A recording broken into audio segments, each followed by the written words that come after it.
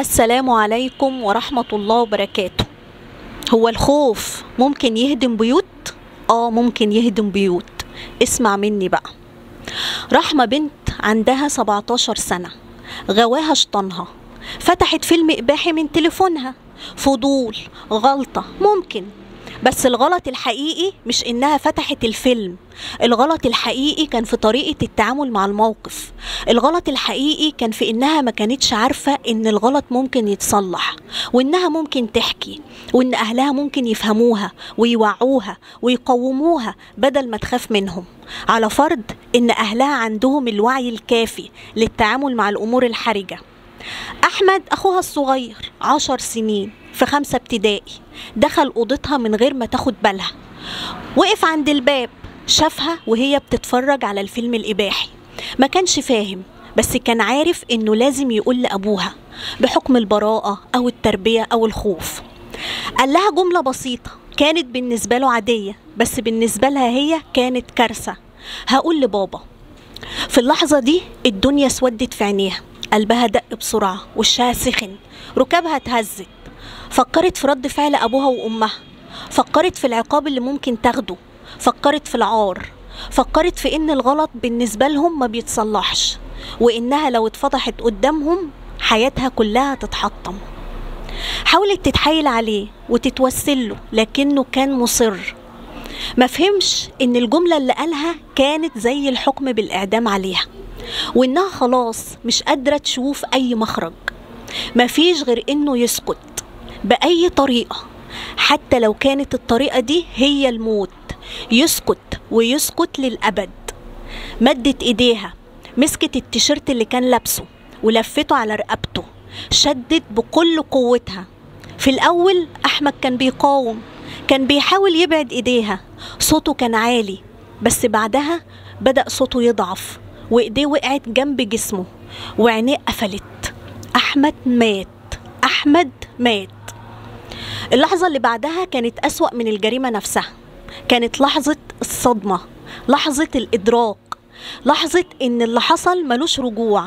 مفيش صوت، مفيش حركة، مفيش نفس، مفيش غير دموعها اللي بتنزل، وإيديها اللي بتترعش، ودماغها اللي بتقول لها أنا عملت إيه. الرعب الحقيقي بدأ لما أدركت إن الحقيقة هتتكشف، فبدأت تفكر بسرعة. لازم تخبي اللي حصل، لازم تهرب من اللي عملته. وفعلا خرجت تجري على أمها، تصرخ وتقول أحمد وقع من على السلم مات. البيت اتقلب، الأم صرخت، الأب جري، خدوه على المستشفى. يمكن يكون في أمل، لكن الحقيقة ما بتستخباش. الدكاترة عرفوا من أول ثانية، علامات الخنق واضحة على رقبته، والحكاية مش راكبة. المستشفى بلغت الشرطة، المباحث وصلت، بدأت المواجهة.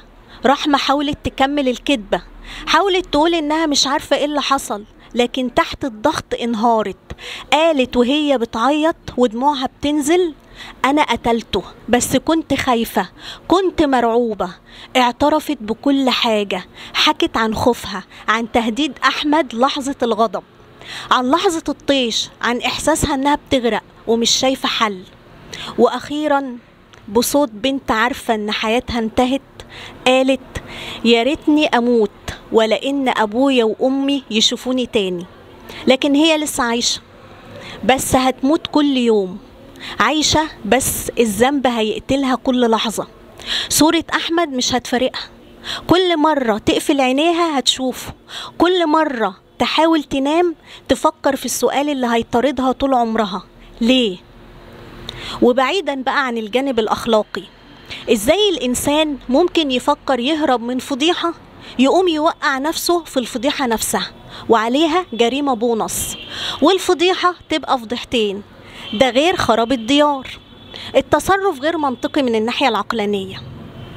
في بقى ثقافة مهمة جدا غايبة عننا كأسر وعائلات، اللي هي ثقافة الخصوصية. لازم نربي الطفل على احترام خصوصية أهله، وبعيدا عن حرمانية مشاهدة الأفلام الإباحية.